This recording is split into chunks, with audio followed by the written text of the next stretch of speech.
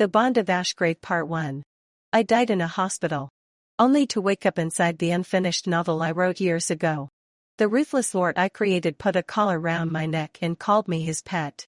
I promised myself I'd survive this world, but I never imagined I'd end up risking everything to save the very man I was supposed to fear. River died in a hospital bed with tubes in his arms and the smell of antiseptic in his nose, and he woke up in a cage. Not a metaphor. An actual cage, iron bars cold against his bare back, straw beneath him instead of a mattress. He remembered dying, he remembered the crash before that, and the years before that, a whole ordinary life folded up neat and put away. What he did not expect was to open his eyes in a body that was not his own and know, immediately, with a certainty that curled in his stomach like nausea, exactly where he was. Ashgrave. The name arrived in his mind whole, unbidden, the way a word does when you already know the language. He knew this cage. He knew the smell of the stone hall around him, torches guttering in iron sconces, the distant clang of a training yard. He knew, worst of all, whose keep this was. He had read about this world once. Not read, exactly. Dreamed it, maybe, in the long grey months of his old life when nothing else made him feel anything. A world of warring houses, 1,000 years before gunpowder, where lords kept pets the way other men kept hounds, collared and leashed and displayed at court like ornaments. He had written about it too, once, in notebooks nobody ever saw. He had given the cruelest lord in it a name. Jasper. The door at the end of the hall opened and River's whole body went still, animal instinct driving before thought could catch up. Jasper Castro, Lord of Ashgrave, walked like a man who had never once doubted a room would rearrange itself around him. Black hair, a scar through one eyebrow that should have ruined his face and instead made it unbearable to look away from, and eyes the pale gold of a wolf caught in torchlight. He wore the furs and leather of a border lord, sword at his hip though there was no reason to expect a fight inside his own hall, and when he crouched in front of the cage his eyes went over River slowly, the way a man checks a horse he is thinking of buying. "So you're awake," Jasper said, his voice was low, unhurried. "I was starting to think my men had killed you before I got the chance." River did not answer. In the story he had written, in the version that lived only in a spiral notebook shoved in a drawer 3,000 miles and one entire lifetime away, this was the moment the nameless bat begged. River had never liked that scene. He had never finished it either. Nothing to say. Jasper reached through the bars and River flinched back before he could stop himself, and something in Jasper's face sharpened at that, pleased in a way that made River's skin crawl. Good, I don't much care for pets that talk. They called him pet before they gave him a collar, and then they called him nothing at all, because a collared thing does not need an spoken to be summoned. It needs only a leash pulled. The collar was leather-lined with soft wool, which River understood later was a kind of mercy, the only one Jasper offered freely. It still felt like a brand. "Hold still," said the man fastening it, an older servant named Dell who would turn out to be the only person in the keep who ever looked at River like he was still a person underneath it. Fighting only makes it worse. River held still. He had already decided, somewhere between the cage and this room, that he would survive this the way he survived everything, by going quiet and watching and waiting for the shape of the trap before he tried to find its edges. He had died young once already. He was not eager to see how fast a body could break in a world with no morphine drip at the end of it. Jasper watched the collaring from his chair by the fire, one boot braced against the hearth, a goblet of wine forgotten in his hand. He had the look of a man who found something enormously satisfying in the sight of another person being made smaller. "He has fine bones," Jasper said to Dell, as though River were furniture being appraised. "Good coloring. Where did the scouts find him?" "Wandering the eastern road, my lord." No house marks on him. No memory of his own name he'd give up, either. That much, at least, was true. River had woken with a stranger's face and a life he'd never lived layered messily under his own, and giving them a name from a world that did not exist here felt like handing over a weapon. Jasper set down the goblet and crossed the room, and River made himself not flinch this time, made himself hold that pale gold gaze even as his heart slammed against his ribs. "No name," Jasper said, tilting River's chin up with 2 fingers. "Testing, the way you'd test whether a colt would bite. Then I'll give you one you'll actually answer to. Little bird, I think. You have that look. Something that wants very badly to fly and doesn't understand yet that it can't." River kept his mouth shut. Jasper smiled like that silence was its own kind of answer, and it was. And they both knew it. For the first month Jasper did not touch him beyond that. Beyond testing hands and the leash clipped to his collar when River was walked through the halls like a hound at heel. River told himself this was fine. River told himself a great many things during that month, most of them lies designed to help him sleep. The truth was simpler and worse. Jasper was waiting. Not out of any kindness. Lords like Jasper did not do kindness. River had understood that from the first night. He was waiting the way a hunter waits for an animal to stop testing the edges of the trap and settle. Because a settled animal is easier prey than a frightened one, River gave him that settling on a night in early autumn, and he hated himself a little for it, and it did not change what happened next. It started with the bath. Servants no longer accompanied him for it. Jasper had dismissed them a week prior with a look that made it clear this was now his own privilege to claim, and River had stopped questioning why a lord would want to personally scrub a captive's back, because questioning things in this world got you nowhere but hurt. You've stopped flinching, Jasper said, working soap through River's hair with an attentiveness that felt obscene precisely because it was gentle. Do you know what that means, little bird? That I'm tired, River said. It was the most he'd said to Jasper in weeks, and Jasper's hand stilled in his hair at the sound of it. There's a voice in there after all. Something low in the way he said it, pleasure disguised as amusement. I was starting to wonder. River said nothing else. Jasper's hands resumed their slow, deliberate movement, down over River's shoulders, along his spine, and River made the mistake of exhaling too slowly, of letting his body soften half an inch under that touch, and Jasper noticed. Jasper noticed everything. There it is, Jasper murmured, close enough now that his breath moved against River's wet skin. You can hate me and still want this. I've seen it 100 times. It doesn't make you weak. It makes you honest. I don't want anything from you, River said, and it came out steadier than he felt, which was the only victory he had left to claim. Jasper laughed, low, and turned River round in the water to face him, gold eyes dropping once, deliberately, down River's bare chest before returning to his face. We'll see. He did not push further that night. He told River dry himself, dressed him in a soft sleek shirt with his own hands, and left him alone in a bed too large for one person. And River lay awake a long time hating how disappointed some traitor part of him felt at being left untouched. The first time Jasper took him, it was not gentle, and it was not cruel either, not quite, though it lived in the narrow country between the two. It happened 3 weeks later, after River made the mistake of talking back at supper in front of 2 visiting lords, a flash of the old defiant self who used to argue with professors and refused to apologize for it. Jasper said nothing at the table. He waited until the doors closed on the last guest, and then he crossed the hall in for long strides and hauled River up by the leash still clipped loose to his collar, and River's back hit the wall hard enough to steal his breath. You embarrassed me, Jasper said, voice pleasant in a way that was somehow worse than shouting.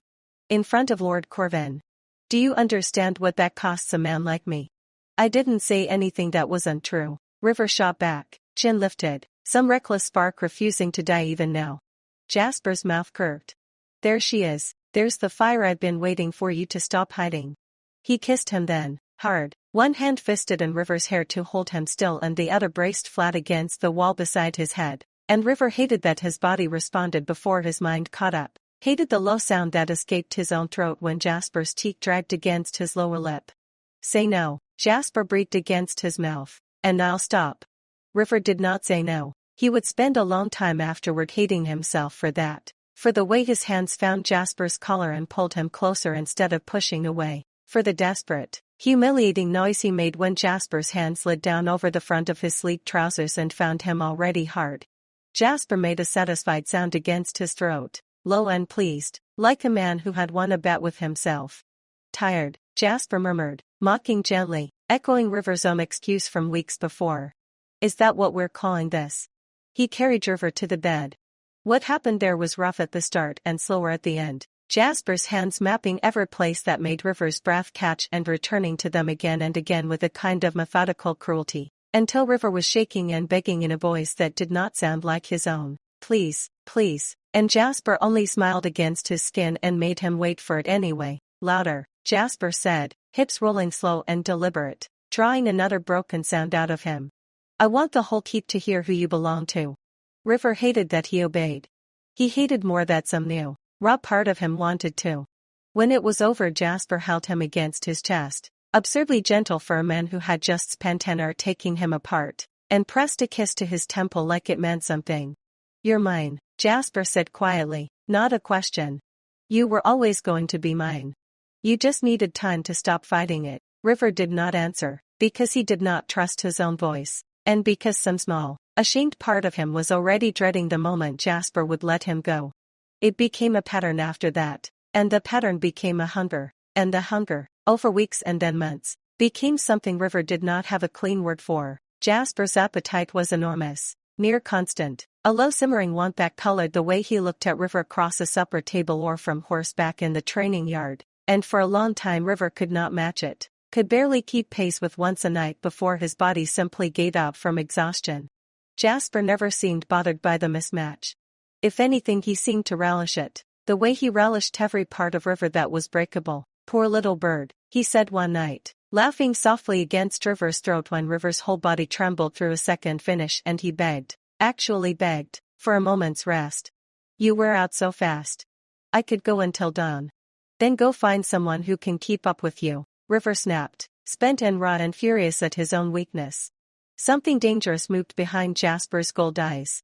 He gripped River's jaw, not hard enough to bruise, hard enough to make a point. "I don't want someone else. I want you exhausted and shaking in mine, every single night, for the rest of your life. Don't ever suggest otherwise again." The possessiveness in it should have frightened River more than it did. Instead, it did something worse. It settled into him like a hook. Over the months, something else changed too, quiet and gradual and impossible to pinpoint the start of. River stopped counting the days like a prisoner counting his sentence. He started, God help him, to crave the weight of Jasper's hands, the low rasp of his voice ordering River onto the bed, the particular satisfaction of hearing Jasper groan his name like it was something precious instead of a brand. He hated what that meant about him. He stopped being able to make himself hate it as much as he thought he should. "You want it now," Jasper said one night, low and smug, watching River's hips already rocking back to meet him before he'd even fully undressed him. "Look at you. My good, hungry little bird." "Shut up," River gasped, and pulled him down by the collar of his shirt, and Jasper laughed against his mouth like it was the best thing he'd heard all year. "There it is," Jasper said. "That's the girl I fell for." River froze. "Fell," past tense, said so easily it must have been sitting in Jasper's chest for a while before it slipped out. Jasper's expression flickered, something almost vulnerable crossing that hard face before he buried it under another kiss, rougher, like he could kiss the confession back into hiding. River did not say it back. Not that night, but he thought about it long after Jasper had fallen asleep with one heavy arm locked around his waist, thought about the word love sitting strange and unfamiliar in a mouth that used to belong to someone else entirely, and did not know anymore whether the fear in his chest was of Jasper, or of how little he wanted to run from him now. Winter came hard to Ashgrave that year, and with it came the yearly gathering River learned to dread before he even understood what it was, the Frost Court, 3 days when every lord of the Northern Reach rode in with their households and their pets and their knives sharpened under polite conversation. "You'll wear the blue," Jasper told him, holding up a tunic of deep midnight silk, finer than anything River had touched since waking in this world. "And you'll stay at my side the entire time. Do you understand me? I'm not a child." "No." Jasper's eyes swept over him, slow and proprietary. "You're mine. There's a difference, and every lord in that hall tonight is going to see it." The hall that night was a furnace of candlelight and old rivalries dressed up as courtesy. River stood at Jasper's side with the leash coiled loose and symbolic in Jasper's hand, more collar than chain now, and felt a dozen pairs of eyes measure him the way Jasper once had, like livestock at auction. He hated it. He hated more how Jasper's hand found the small of his back at the first cold glance, steady and warning, a silent "this one is mine" that made something in River's chest twist with an emotion far too complicated to be only anger.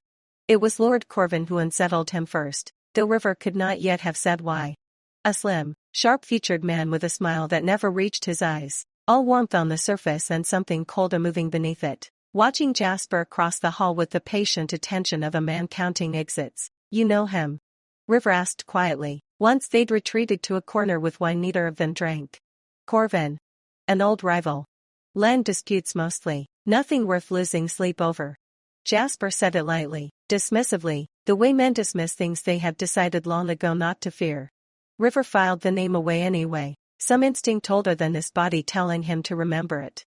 The dancing went late, and by the time they retreated to their chambers Jasper's mood had shifted into something darker and hungrier. The possessive tension of the whole evening finally allowed to surface. Every man in that hall wanted to know what I keep hidden up here, Jasper murmured, backing River against the bedpost, hands already working the laces of the midnight tunic loose.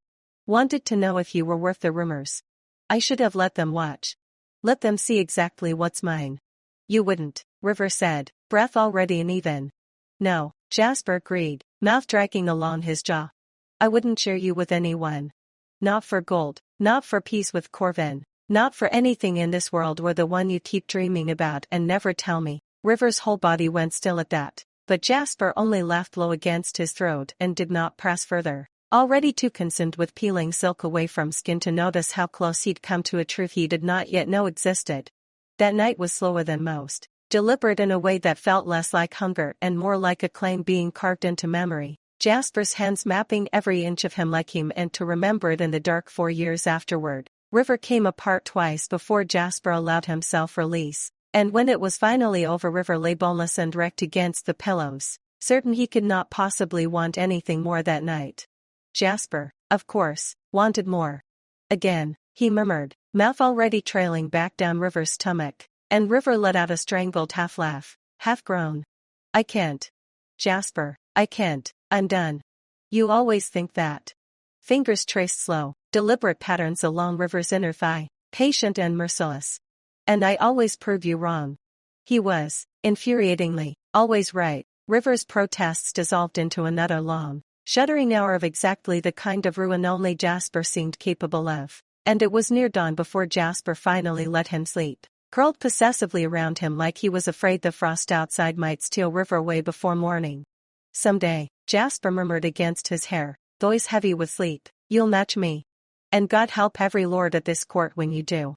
River did not answer, he was already asleep, and did not hear the low, unguarded way Jasper added, half to himself, that he did not care if that day never came, that he would take whatever pieces of River's want he was given and call it more than he deserved.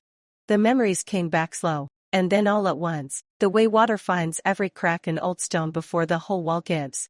River had known from the first night that he recognized this world, but he had told himself it was déjà vu, a dying brain grasping at fiction to make sense of an impossible place. It was not until the 4th month, standing in Jasper's map room while Jasper argued quietly with his steward about grain shipments and a border dispute with House Corvin, that River looked down at the map and knew, with total and terrible clarity, exactly how the story ended in the notebook he had never finished writing.